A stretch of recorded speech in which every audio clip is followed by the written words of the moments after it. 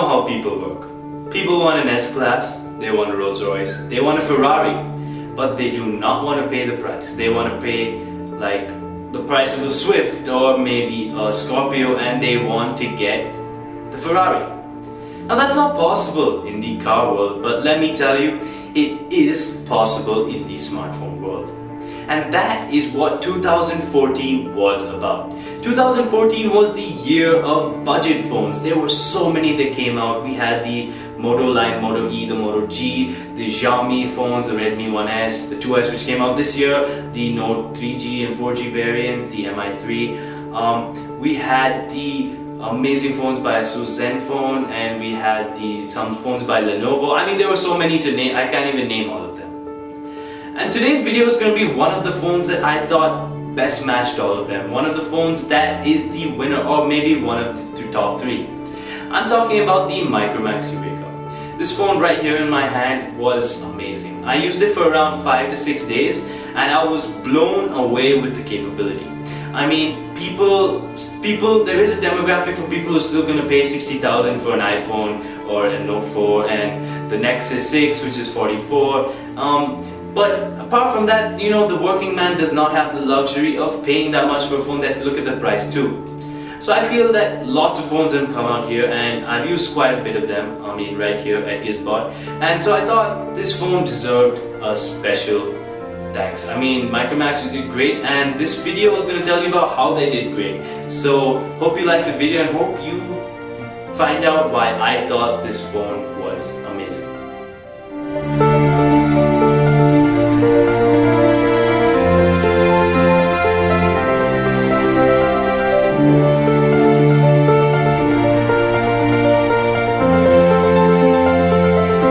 First, let's talk about the build quality and design of the Micromax Eureka. So let's take you a little bit around the phone. On the front we have the capacitive touch button, and the first thing you realize when you look at the phone just for a second, you think it's an iPhone because of this circular type of capacitive button at the bottom. Now when the phone comes on, you also get two more capacitive touch buttons at the bottom, and those are the back and the multitasking buttons, and the circle one is obviously home. Now it is CyanogenMod, so there is an option of turning off capacitive buttons and making the buttons go on the screen like a normal Android device, ones without capacitive touch buttons.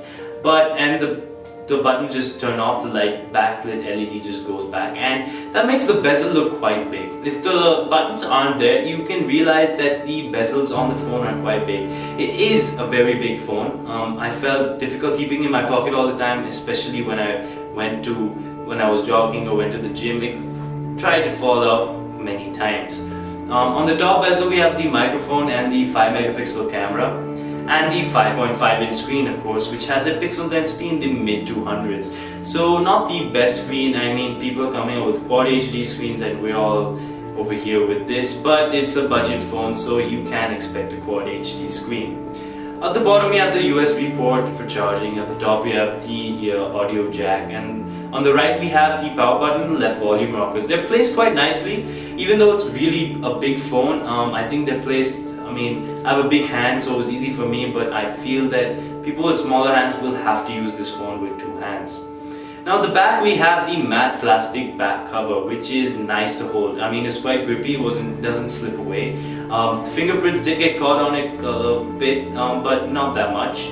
Also we have the 13 megapixel camera and the LED flash at the back, and also the speaker, sorry, not the internal speaker. And the back panel is removable, and that's where you'll get the battery and the SIM slots and the micro SD slot. So that's basically how the phone is all around. Let's talk about the design. I mean, the design is quite different. I mean, if you look at the other budget phones like the Xiaomi line, the Moto E, it's quite plain. I mean, don't look at that difference. Like the micro USB port in this phone is a little bit to the left. It's just these small changes which make your phone look different.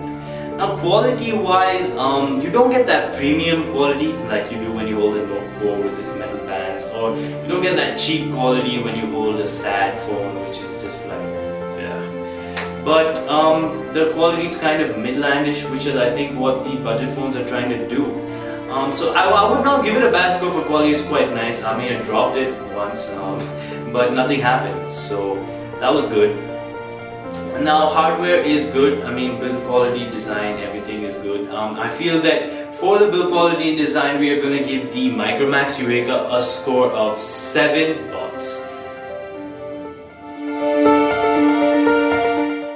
Now when we talk about call quality, all phones now come with good quality. I mean, it's the basic thing, it's what a phone does, it's what a phone's supposed to do. So I mean, all of them come with good call quality. Some don't, but pretty much all do. But the Micromax Eureka on the other hand came with good call quality, the voices were audible. This does support 4G the phone, so that's great. I mean, not lots of budget phones do.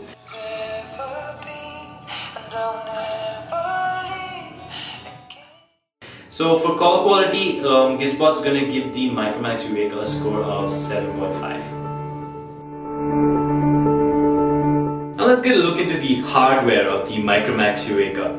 So let's talk about specs. We have a Snapdragon processor.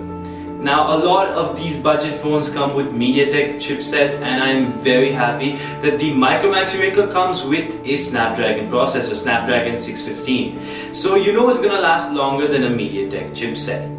You get 2 GB of RAM, which is a lot for a budget phone, so it's admirable. I mean, I don't think you need 3 GB of RAM. I mean, I think the Sony Z4 is coming out with 4 GB of RAM, but for the Micromax Eureka, 2 GB of RAM is more than enough. You have a octa-core 1.5 GHz, which is clocked at 1.5 GHz. So that is good. Octa-core on a budget phone, I mean, doesn't get better than that, right? Maybe they could have increased 1.7 maybe, but 1.5 is fine. Now since we're talking about the hardware and what the phone is made of, let's talk about the lag and if there is any.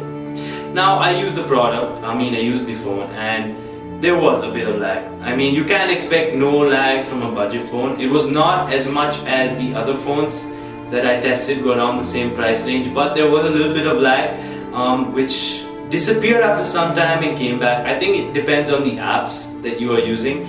uTorrent is a very bad app for phones. For anyone who uses uTorrent on your phone, do not. It just kills the phone completely. Other than that, one of the main things of phone which I say you always stare at all day is the screen. So the screen comes with this phone comes out with a 5.5-inch screen which has a pixel density of 267. So not the best pixel density, and I feel that this was the major downfall of this phone. Other than all the other great things that it has, the screen was kind of disappointing. I mean, when I watched a HD video, I could see pixels. When I looked at HD photos, I could see pixels. So seeing pixels isn't something you really want to do in 2015 when you buy a phone. So I think that could have been improved on by Micromax, but I think for people who are just looking for a day-to-day phone and not looking for that much, clarity and performance, this is a great, it's a screen which you can do with. Now don't get me wrong, just because the screen is good, I'm not telling you not to buy the device, I'm just saying that it could have been done better. So that's all we have with hardware. So the hardware on the Eureka is quite nice with the Snapdragon. I feel the screen let me down a bit. And something else in the hardware, I'm sorry I forgot it, is the speaker. So the speaker on the Micromax Eureka is not the best, it's not the worst, it's just mid-range. Again, midlandish type of spec. So I think the speaker is decently loud enough, but it's on the bottom, so if you place it down it will get muffled. So for hardware, we at GizBot are going to give the Micromax Eureka a score of 6.5 bots. It's software and UI time. So the Micromax Eureka, one of the biggest things about this phone, the main selling point of this phone is CyanogenMod. Now this phone has CyanogenMod and is the reason why OnePlus One will not get the updates in India. So Micromax has pretty much bought the rights, or that's an exclusive partnership, not bought the rights between CyanogenMod and Micromax. Now, let me tell you, I use stock Android as my daily tab with the Nexus 5 and I love stock Android. I do not like changing to TouchWiz or HTC Sense or the Xiaomi or the Mi UI. I do not like any of them. So I'm very particular that I like stock Android, so I thought about let's see how CyanogenMod goes, and let me tell you, it's great. Even though I don't like any other UI, I like this one. It was great. It comes with Android 4.4.4 and you get CyanogenMod on top of that. The app wise, there are not lots of apps added by CyanogenMod. There's an app for changing the frequency of your music, your bass and all that. There are a couple of apps added by CyanogenMod, but mostly app wise it's Cyanogen, it's mostly stock. But the customization is definitely not stock. You can make your phone look like anything you want. There are hundreds of themes on the theme store. I mean, I love going through them. Most of them are paid, but some of them are free. I mean, they're all around between 99 cents to $2.99. So that's around 60 rupees to 180, 200 rupees for a theme. But I love playing around. You can change the icons, you can change the home screen, and it was amazing to customize everything. I had lots of fun with it and I loved the UI. I think that's why CyanogenMod is so popular, and that is one of the main reasons why OnePlus One became really popular, especially except for the amazing specs, the software. So kudos CyanogenMod, you did really well with the software and UI. Now, like I said, when I talked about hardware, the lag was there. I think that's more on the side of the processor and the being only quad-core with 1.5 GHz than being a problem with the software. I felt amazing with the software, like I said. Lots of things you can do with it. I mean, the way you swipe down, you open your phone. So basically about software and UI, the Micromax Eureka, you are blessed to have CyanogenMod. And because of this, GizBot gives the CyanogenMod software and UI experience 9 bots, and this is the first time I've given something 9 bots, so congrats. Camera time. Now the Micromax Eureka, as I said, has a 13 megapixel rear camera with an LED flash and a front 5 megapixel camera, sorry. Now the camera was, let me say, 13 megapixels, okay? So you're supposed to get really sharp photos with 13 megapixels, right? The pixels are more density, so better photos, but the focusing was off in the camera. So like, if you see, the focusing is not off in what I say. First of all, it takes a long time to focus, and once it focuses, when you take the picture comes out not blurred, but I don't know the exact word to say. I mean, there was a little bit of loss in clarity of the pixels. It was kind of like it was paintbrushed along. You know how paintbrush photos look like with that, put that filter on. So it kind of looked like that. The photos came out nice. I mean, the brightness and all of that was nice. The only problem with the camera was, I'm talking about the rear camera, was that when the photos came out, it was a little, I mean, distorted. I don't know exactly how to say it. I mean, you'll see the pictures on the screen, so you can make out for yourself. The front camera was nice as well. I mean, like any camera, it was 5 megapixels, good camera. The photos came out nice, bright. And the camera app, let me talk about the camera app. It is the Cyanogen camera app. So you swipe down from the top and you get the different options. There are lots of different filters and options you can choose from. The camera app is nice and simple, and the focus circle was nice, turn. So I love the camera app. So for the camera, since it's 13 megapixels, it does get a bigger score, because when you put it on the desktop, you will not see as many pixels as you see of a smaller megapixel. So for GizBot, we'll give the Micromax Eureka camera 5 bots. Now let's move on to the battery. Now the Micromax Eureka comes with a battery which is 2500 milliamps. So it's kind of in that mid-range, not too low, below 2000, not too high like the 3200, 3400 milliamp batteries we get. So again, a mid-landish type of spec, which is what we're seeing repetitively here. But the battery did perform quite well, sorry.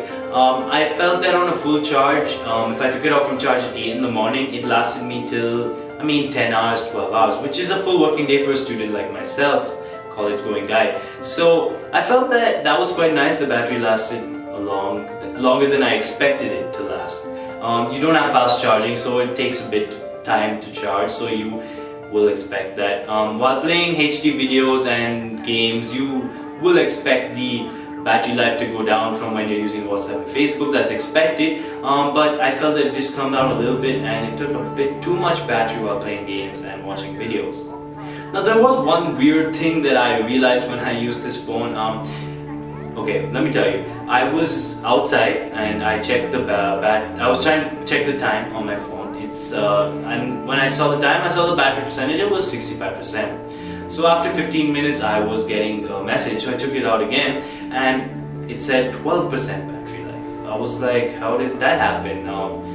What happened? Was the flash on something? But everything was fine, so I was like, okay, I put it back, and when I went home to charge it, I took it out again and it was 52%. Now I don't know whether this is a software problem, indicator problem, or just a little defect in this phone particularly. But I think that's something Micromax can work on. I don't think it's a big issue, but I just wanted to share with you because that's what happened to me. So for the battery of the Micromax Eureka, we at GizBot are going to give it a score of 6 bots. And we're giving it a score of 6 bots because we are comparing this battery life to the Redmi Note, which is quite similar. The battery life is quite similar. The pricing is quite similar. So I'm going to compare the battery. That one has an amazing battery which will last you like more than a full working day, more than 1 day for that matter. So that's why we're at GizBot are giving the score of 6 watts for the battery life. Let me conclude. Okay, so I'm gonna just tell you why I like this phone, maybe one thing that was wrong with it, what can be improved. So first of all, the phone is great. It's 9,000 rupees, and apart from being almost impossible to buy, the flash sales, you know how it goes, the Xiaomi, everything, it's really difficult to buy this phone. But if you get your hands on it, you have your value for money. With the Snapdragon chipset, 5.5-inch display, which is big, and you get that nice design, and you get CyanogenMod, which is a blessing. Like I said, CyanogenMod is one of the best UIs you can get for Android, and it's amazing to use. Now one thing that can be improved on is the screen and the speaker also. So that's one thing I look forward to in the next Cyanogen phone by Micromax, that they can increase the pixel density on the screen. So apart from all that, in the end it's a brilliant phone, and it is a phone to buy, and I'm gonna go out and say that it's my favorite phone, my favorite budget phone for the price below 10,000. This is Aditya Gala for GizBot, and if you like this video, please press the like button below and also subscribe to our channel. We have some interviews you can watch and latest unboxings and reviews. Also check out our website, which is gizbot.com, and we have the latest news on technology and written reviews and more on that. So thank you for watching. Please subscribe.